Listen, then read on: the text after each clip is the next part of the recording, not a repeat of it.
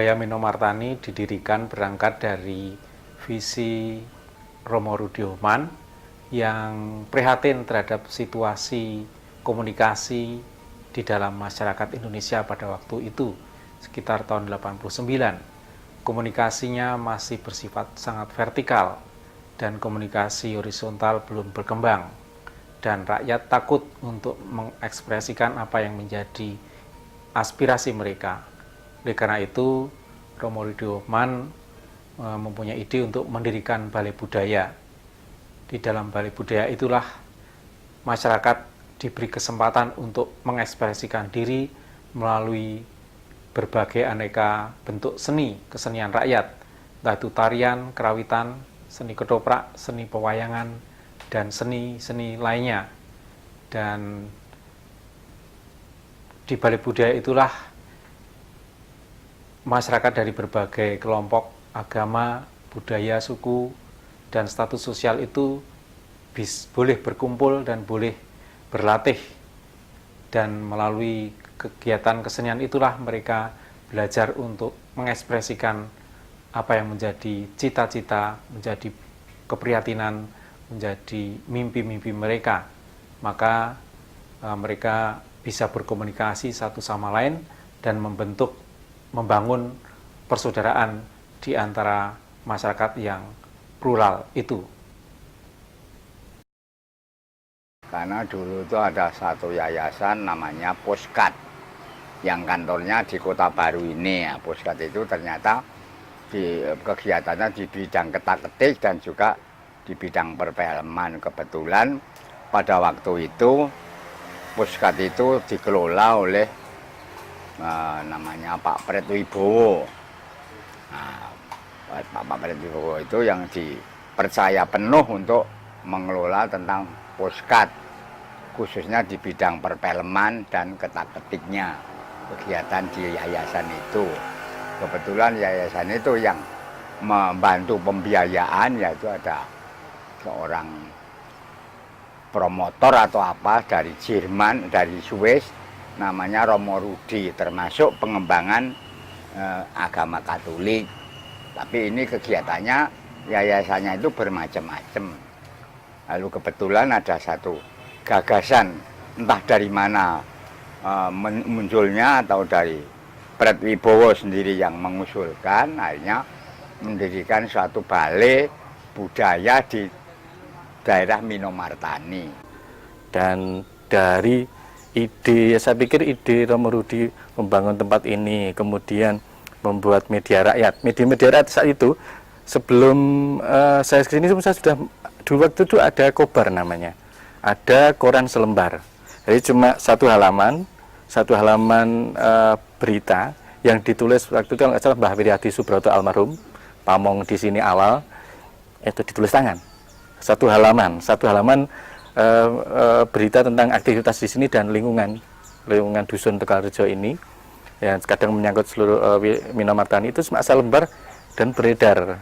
Dan sangat sederhana sekali konsepnya media rakyat, bahwa rakyat bisa membuat media, tidak dihegemoni oleh mereka media mainstream misalnya, tapi masyarakat sendiri cuma tulis tangan, satu lembar halaman saja. Ternyata itu menarik, kemudian akhirnya radio komunitas, ini konsep yang menarik kalau menurut saya, karena berarti ini kita punya kesempatan, warga biasa punya kesempatan untuk produce media, bahkan bisa memilih berita, informasi mana yang diperlukan oleh komunitas kita. Nah, saya dengar konsep-konsepnya, termasuk salah satunya konsep Romo Rudi tentang menjaga keharmonisan alam, bahwa saya mendengar cerita-cerita tentang almarhum beliau yang misalnya tanaman, menjaga tumbuhan. Di sini ada sukun di belakang, sekarang tinggal 3, dulu ada banyak sukun, kemudian ada beberapa banyak tumbuhan. Di sini ada mangga, ada nangka muda, ada yang lain, itu waktu itu sangat dijaga. Dan itu kan saling menjaga alam. Itu salah satu konsep yang menarik karena menjaga alam raya. Kemudian ada menjaga keselarasan hubungan antar warga, antar manusia yang beragam, yang plural. Nah, itu yang menurut saya kenapa saya tertarik bergabung ke radio komunitas. Setelah ketemu Pak Surowaryono, kemudian mempelajari paling tidak saling ngobrol dengan warga di sini, kemudian tahu konsep awalnya, ternyata ada konsep-konsep menarik, ada nilai besar di sini, tidak sekedar kegiatannya, tapi ada nilai yang ingin disebarkan, ditebarkan, dan itu nilai-nilai kebajikan saya pikir, dan nilai yang bisa diterima oleh siapa saja, apapun latar belakang agama maupun golongan maupun latar belakang pendidikan ataupun yang lain, bisa diterima oleh semua warga. Nah, saya pikir itu konsep yang layak untuk dikembangkan, bahkan dimanapun, tidak sekedar di sini menurut saya, bahkan di tempat lain pun saya pikir itu penting. Nah, Balai Budaya itu didirikan maksudnya untuk mengembangkan budaya. Kebetulan Mas Pret itu kan seorang seniman dan budayawan, dan juga termasuk teater yang mengelola perfilman, juga budaya Jawa, budaya segalanya. Mengusulkan membuat Balai Budaya itu kepada promotor atau pengelolanya atau pembiayanya yang mencarikan biaya. Puskat itu namanya Romo Rudi, itu kalau nggak salah dari Swiss, kerjasama dengan dari Jerman. Itu satu yayasan yang berdiri namanya Puskat. Karena Balai Budaya itu diselenggarakan untuk masyarakat lingkungan di daerah Minomartani, Balai Budaya itu dimaksudkan supaya digunakan mengembangkan seni dan budaya dengan sarana yang tidak disewakan, tidak diambil, artinya menempati di situ, dibebaskan secara keseluruhannya, termasuk diberikan fasilitas segala, ada diberi gamelan, wayang, terus wayang kancil. Nah, kebetulan wayang-wayang itu yang membuat saya, wayang Purwo maupun wayang kancil. Nah, saya sekaligus untuk mengembangkan wayang kancil juga di sana ini juga didukung penuh untuk pengembangan seni dan budaya. Setahu saya, Balai Budaya itu dibangun pertama itu terinspirasi dari Banjar yang ada di Bali. Di mana Banjar di Bali itu suatu tempat pertemuan dengan landasan seni, tapi kebutuhan sehari-hari, keprihatinan sehari-hari itu dibicarakan di situ. Banjar, jadi beda juga dengan Sanggar. Kalau Sanggar itu biasanya datang melulu pada kesenian, tapi ini enggak. Jadi kesenian malah menjadi sarana untuk pertemuan berbagai masyarakat, lalu membahas apa yang diprihatinkan oleh mereka, lalu menjadi sebuah solusi untuk sebuah keprihatinan, begitu. Lalu Balai Budaya sendiri ada macam-macam ya, karena semua seni diharapkan ada di situ gitu. Selain ada juga seni yang sifatnya macam menguri-uri kebudayaan, tapi semua seni ada.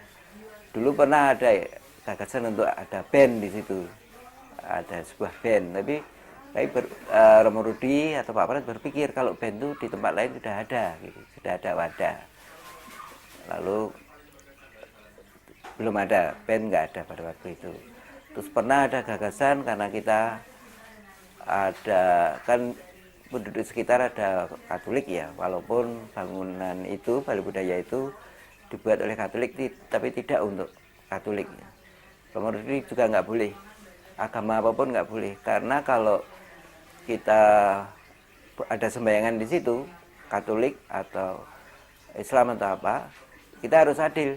Semua agama bisa menggunakan tempat itu, lalu waktunya akan habis untuk kegiatan itu. Maka lebih baik berkesenian dan lalu bersosial dengan keprihatinan apa yang dia pikirkan.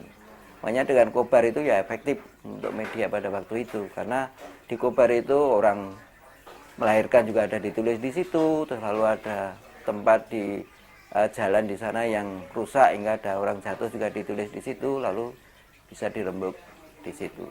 Dan idealisme ini bagus berjalan lama, bahkan Kompas juga pernah mengcover ini dan menulis satu halaman pada waktu Kompas Minggu. Awal-awal saya tahu radio ini karena ada Pak Surowo Haryono.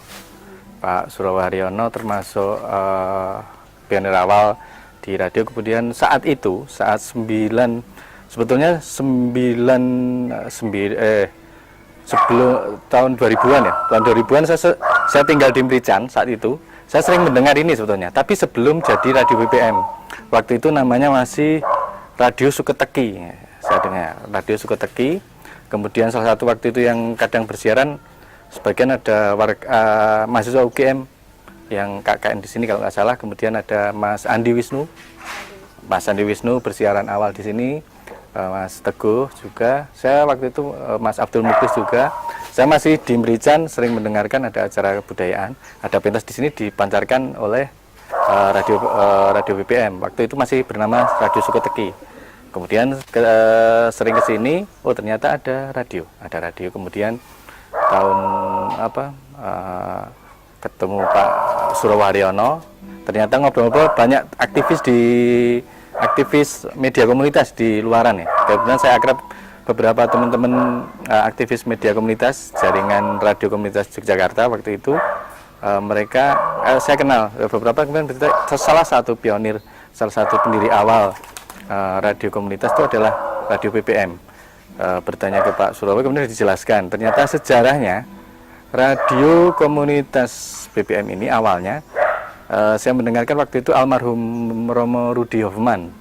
Almarhum Romo Rudi Hoffman itu mempunyai konsep membangun sebuah tempat, sebuah village yang terbuka, yang di situ ada keberagaman, open. Salah satu ciri radio komunitas itu partisipatory, kemudian open access, non partisan, jadi hampir tidak merujuk ke satu golongan, tapi terbuka buat semuanya. Kemudian ada partisipasi warga.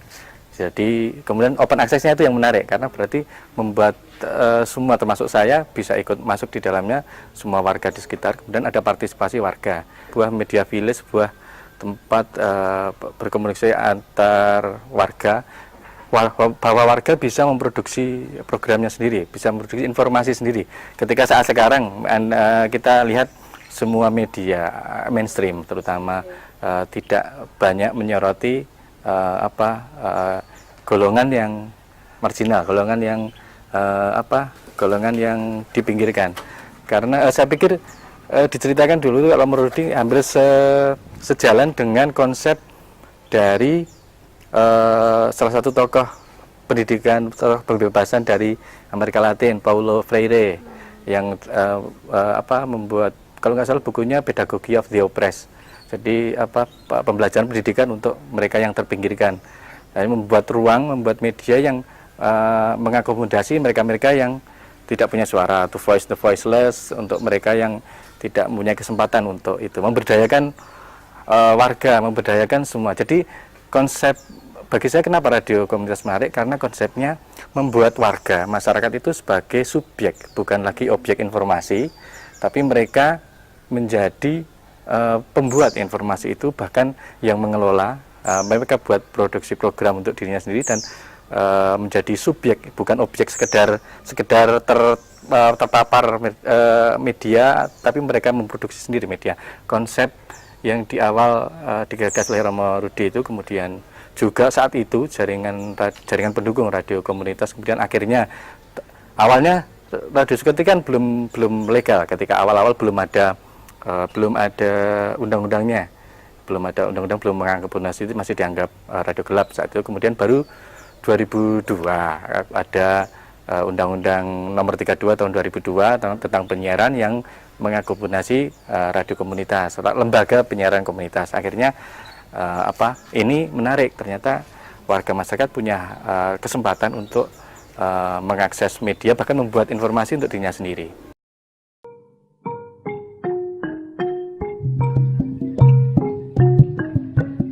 Waktu itu saya kebetulan suka nggambar, macam tembok lalu kaca itu juga saya dengan teman-teman ikut menggambar. Lalu kami rembukan untuk membuat wadah anak-anak untuk menggambar. Dan itu lucu, dari rembukan kami bahwa kami menggambar, dan saya sampai selama 6 tahun saya mendampingi anak-anak menggambar. Itu adalah motonya daripada anak-anak itu main di sungai. tapi dia yang menggambar di situ. Itu yang menjadi inti adalah gambar di BBM itu tidak menjadikan anak untuk menjadi seorang pelukis atau pandai melukis. Bisa itu syukur, tapi kalau enggak ada interaksi. Dan oleh Romo Rudi, bahan disediakan dari kantor oleh Pak Fred ya, Romo Rudi Pak Fred. Pastel, lalu kertas gitu. Lalu yang unik itu pastel, satu pastel itu untuk 4 anak. Pernah terjadi pastel itu untuk 4 anak, tapi ternyata itu yang kan di sini macam-macam, ada yang anaknya dosen dari mana? Dari perumahan. Itu ngelompok tidak mau dengan yang kampung, anaknya tukang cuci atau becak nggak mau. Kami pisah itu. Lalu dibuat supaya mereka berkenalan gitu, lalu menjadi teman, tidak berkelompok-kelompok. Itu seperti yang menjadi motonya BBM, nggak ada bendera, tidak ada golongan, semuanya saudara. Lalu pernah kejadian juga, ada dari 4 itu ada 1 anak yang tidak menggambar. Jadi gambarnya belum saya, tapi masih nunggu itu. Saya tanya, kok nggak digambar? Saya mau pakai yang merah. Gitu. Yang merah mana? Itu ternyata dibawa anak temannya yang di depannya itu menggambar. Dia masih memakai warna biru ya, biru atau apa itu. Tapi ternyata merahnya itu dipegang oleh dia. Terus lalu, ya kalau kamu belum pakai, ini bisa ditaruh biar temannya memakai itu. Nanti kalau habis tambah lagi, tidak apa-apa, berani aja gitu. Nah itu selalu terjadi itu ya, saling untuk anak-anak saling bersama gitu ya. Itu dan anak-anak itu berani karena biar habis melukis gitu, kalau sudah selesai atau 2 kali pertemuan dia akan ngobrol tentang menceritakan bagaimana maksudnya dia menggambar itu. Gitu. Itu selama 6 tahun saya mendampingi itu. Yang saya gambar itu macam kaca, itu cerita Intan. Intan itu sebetulnya karangannya Pak Fred tentang cerita daerah. Dia mengarang tentang terjadinya desa Mino Martani. Mino itu ikan, lalu petani ikan, lalu kalau Intan itu ditinggal ibunya, lalu ayahnya punya ibu tiri, putih bawang merah itu. Cerita ibunya yang asli itu menjelma di ikan di kolam, nggak sering menolong dia. Lalu ketahuan ibu tirinya, ikan itu dibunuh, terus lalu menjadikan banjir di Mino Martani itu. Dan dia selamat itu. Kalau yang di tembok itu cerita Buddha diganggu oleh pasukan Mara. Jadi mengganggu Buddha dan Semedi. Dan itu bagus, itu sebetulnya yang tersirat di lukisan tembok itu adalah anti kekerasan. Kalau Mahatma Gandhi bilang ahimsa ya. Jadi panah yang dipanahkan oleh Mara pada Buddha, ketika mau menyentuh tubuh Buddha itu akan menjadi bunga. Itu. Dari relief Borobudur, Candi Borobudur.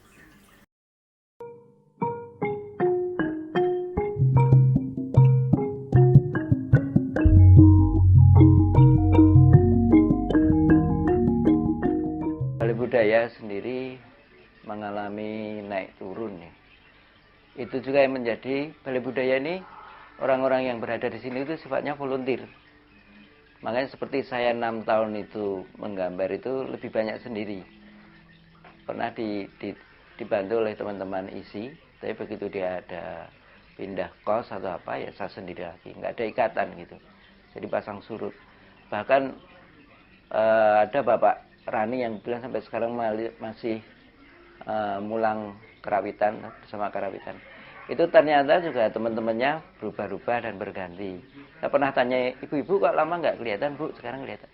Sekarang udah repot, sudah dititipi cucu. Nah itulah karena apa warna-warni di Balai Budaya itu. Dan saya masih ingat nih sebetulnya visi di Balai Budaya itu bahwa kami yang tinggal di sekitar Balai Budaya Mino Martani itu seperti ada kontrak nggak tertulis sebetulnya bahwa ikut menjaga Balai Budaya. Jadi supaya kan yang penting keajegan itu. Saya 6 tahun itu waktu gambar itu tiap saya gambar tiap hari Rabu, itu selalu difoto. Dan foto itu dikirim ke pemberi dana gitu. Dan dulu banyak tamu-tamu turis ya, tamunya Romo Rudi yang kesini, bahkan ada pantomim dari Perancis yang pentas di sini, terus lalu ada buder yang di Amerika, dia membuat boneka, membuat di sini dan dipertontonkan di sini dengan warga gitu. Jadi macam-macam gitu. Cuma sekarang memang agak surut, terus ya, tapi ini warna-warni di Balai Budaya itu. Tentang kami itu, kami juga lucu. Ketika kami gambar umpamanya, teman-teman kami gambar, terlalu ada orang luar yang masuk mau gambar, harus diberikan, karena yang penting adalah orang yang datang ke sini, bukan kami gitu.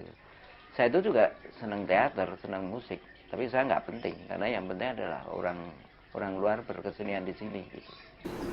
Seorang mahasiswa juga yang ikut mengembangkan Balai Budaya setelah saya ikut mengisi di sana itu Sukisno. Saya sekarang adiknya yang Nanang Garbito itu termasuk kelanjutannya. Sukisno kan dari ISI. Kebetulan saya minta untuk bantu membuat musik khusus untuk wayang kancil, juga digarap di sana. Kisno sampai adiknya yang perempuan dapat wargaya, itu termasuk pengembangannya, itu dapat menampung para seniman-seniman yang dari mahasiswa semuanya. Ada Gajah dari ISI ya, Kisno sampai sekarang adiknya dua-duanya masih di sana. Kisno juga kemarin waktu ulang tahun juga mengadakan acara wayangan di sana. Waktu itu saya sebenarnya di sini kan sering ada pentas. Tiap kali itu ada pentas wayang, pentas gamelan, pentas karawitan. Nah, saya ikut nabuh salah satunya. Itu ikut kegiatan, kadang usung-usung, kadang yang angkut-angkut, kadang itu. Balai Budaya Minamartani adalah wadah untuk mengapresiasi sebuah seni budaya yang hidup di negara Indonesia. Memang dulu ketika tahun-tahun 90-an itu dari Puskat itu yang diserai untuk menjadi pengelola Balai Budaya Minamartani itu namanya Mbak Wiryati Subroto. Itu sudah almarhum, sudah meninggal.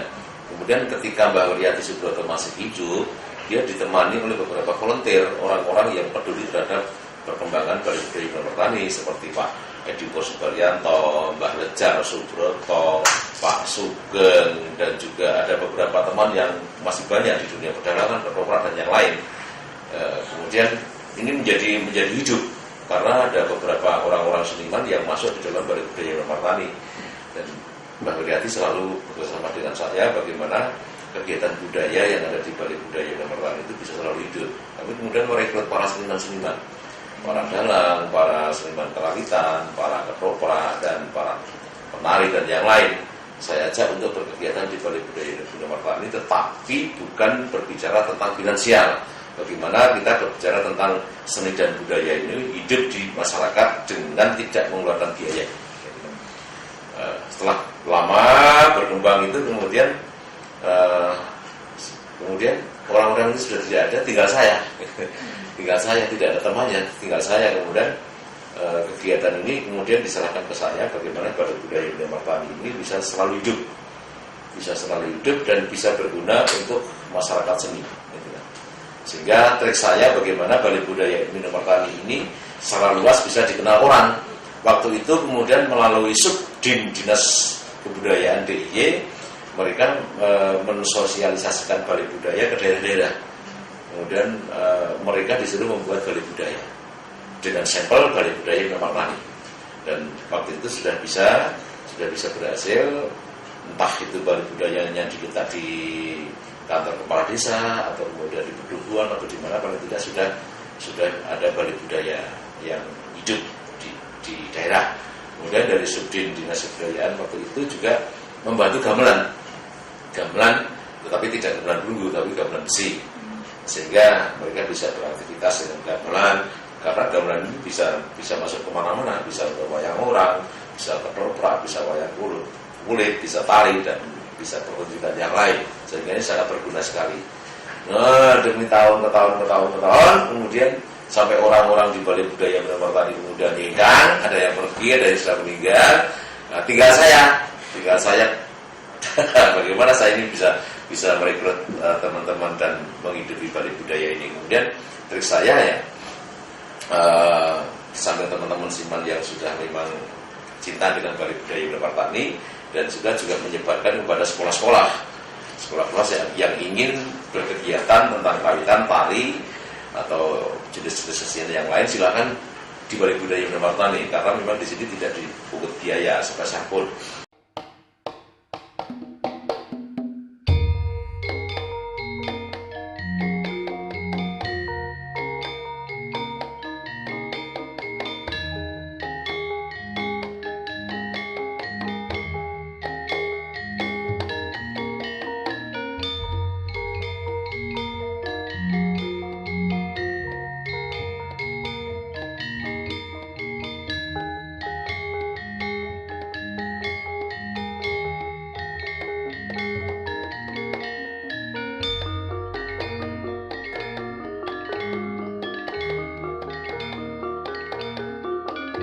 Ya, kami sangat welcome, terbuka, selamat datang kepada masyarakat di luar Minomartani yang ingin berkegiatan di sana.